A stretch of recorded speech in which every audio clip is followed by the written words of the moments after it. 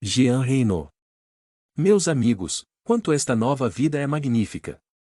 Semelhante a uma torrente luminosa, ela arrasta em seu curso imenso as almas inebriadas do infinito.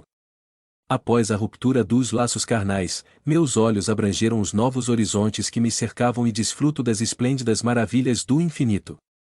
Passei das sombras da matéria à aurora brilhante que anuncia o Todo-Poderoso. Fui salvo, não pelo mérito das minhas obras, mas pelo conhecimento do princípio eterno que me fez evitar as manchas produzidas pela ignorância na pobre humanidade. Minha morte foi abençoada, meus biógrafos a julgarão prematura, os cegos. Eles lamentarão alguns escritos nascidos do nada, e não compreenderão quanto pouco barulho que se faz ao redor do meu túmulo meio fechado é útil para a santa causa do Espiritismo. Minha obra estava acabada, meus antecessores seguiam na luta, e eu havia atingido esse ponto culminante em que o homem deu o que tinha de melhor, e onde não faz mais que recomeçar. Minha morte reaviva a atenção dos letrados e encaminha para minha obra principal, que diz respeito à grande questão espírita que eles fingem desconhecer, e que logo os cativará. Glória a Deus! Ajudado pelos espíritos superiores que protegem a nova doutrina, eu vou ser um dos exploradores que demarcam vosso caminho. Jean Reynaud, Paris, reunião de família. Outra comunicação espontânea. O espírito responde a uma reflexão feita sobre sua morte inesperada, em uma idade pouco avançada, e que surpreendeu muita gente. Quem vos disse que minha morte não é um benefício para o espiritismo, para o seu futuro, para suas consequências? Observastes, meu amigo, a marcha que o progresso segue, a rota que toma a fé espírita? Primeiro Deus deu as provas materiais, o movimento das mesas, as batidas e toda a espécie de fenômenos, foi para chamar atenção, foi um prefácio recreativo. Para os homens crerem, eram necessárias provas palpáveis. Agora a realidade é bem outra. Após os fatos materiais, Deus fala à inteligência, ao bom senso, à fria razão ou não são mais as ações que exigem força ou habilidade, mas coisas racionais que devem convencer e mesmo juntar os incrédulos mais teimosos. E isto é apenas o começo. Observai bem o que vos digo, toda uma série de fatos inteligentes, irrefutáveis virão depois, e o número de adeptos da fé espírita, já tão grande, ainda vai aumentar. Deus vai servir-se das inteligências de alta qualidade, das sumidades do espírito, do talento e do saber. Isso vai ser um raio luminoso que se espalhará sobre a terra, como um fluido magnético irresistível, e impulsionará os mais recalcitrantes para a procura do infinito, para o estudo dessa admirável ciência que nos ensina máximas tão sublimes. Todos vão se agrupar em torno de vós, e, não levando em consideração o diploma de gênio que lhes deram, eles vão se tornar humildes e pequenos para aprender e para se convencer.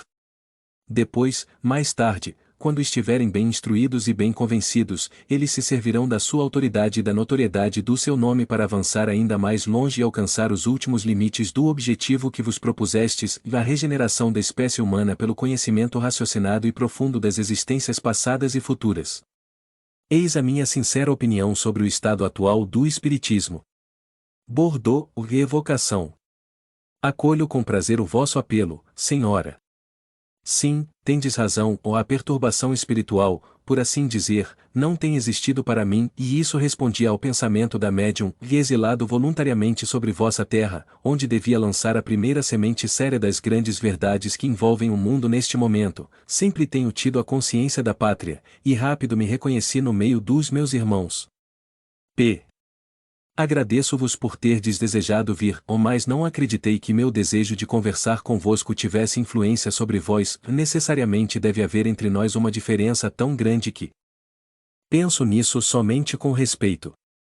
Obrigado por esse bom pensamento, minha filha, mas deveis saber também que qualquer que seja a distância que as provas terminadas mais ou menos prontamente, mais ou menos felizmente, possam estabelecer entre nós, existe sempre um laço poderoso que nos une, a simpatia, e esse laço vós o haveis apertado pelo vosso pensamento constante.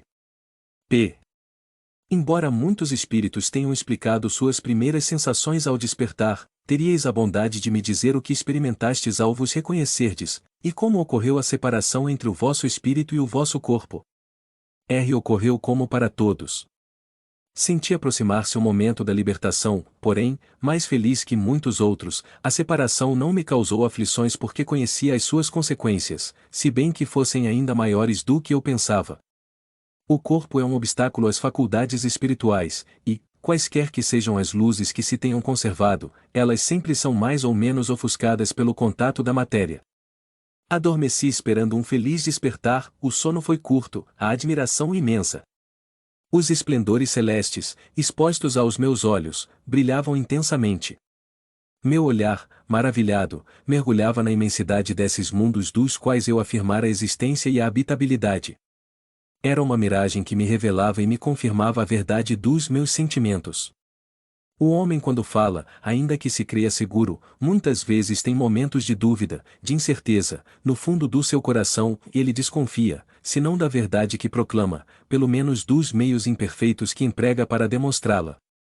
Convencido da verdade que eu queria fazer admitir, muitas vezes tive que combater contra mim mesmo, contra o abatimento de ver, de tocar, por assim dizer, a verdade, e não poder torná-la palpável àqueles que tinham tanta necessidade de acreditar nela para caminhar seguramente na estrada que deveriam seguir. P. Durante a vida, professáveis o Espiritismo? R. Entre professar e praticar há uma grande diferença. Muitas pessoas professam uma doutrina que não praticam, e eu praticava. E não professava. Do mesmo modo que é cristão todo homem que segue as leis do Cristo, mesmo sem conhecê-las, assim também todo homem que crê na sua alma imortal, nas suas reencarnações, na sua marcha progressiva incessante, nas provas terrestres, abluções necessárias para se purificar, pode ser espírita, e eu acreditava em tudo isso, portanto, eu era espírita. Compreendi a erraticidade, esse laço intermediário entre as encarnações, esse purgatório onde o espírito culpado se despe de suas vestimentas sujas para vestir uma nova roupa, onde o espírito que está progredindo tece com cuidado a roupa que novamente vai vestir e que deseja conservar pura. Eu compreendi, já vos disse, e, sem professar, continuei a praticar. Nota: essas três comunicações foram obtidas por três médios diferentes, completamente estranhos um ao outro. Pela semelhança dos pensamentos, pela forma da linguagem, pode-se admitir, pelo menos, a suposição da identidade.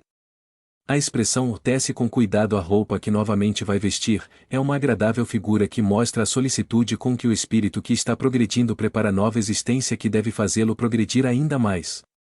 Os espíritos atrasados tomam menos precauções e algumas vezes, fazem escolhas infelizes que os forçam a recomeçar. Este audiolivro representa uma contribuição para aquelas pessoas que necessitam, como é o caso dos deficientes visuais, os deficientes auditivos, pessoas acamadas que se encontram em hospitais e clínicas, e como forma de acesso e divulgação da doutrina espírita, para que todos lembrem-se de valorizar e reconhecer o trabalho do autor adquirindo suas obras. Por favor, não esqueça de deixar o seu like, inscreva em nosso canal e compartilhe, para que possamos melhorar e seguir publicando. A caridade é o caminho para a evolução. Muito obrigada, que a paz do nosso Mestre Jesus esteja com todos vocês e seus familiares.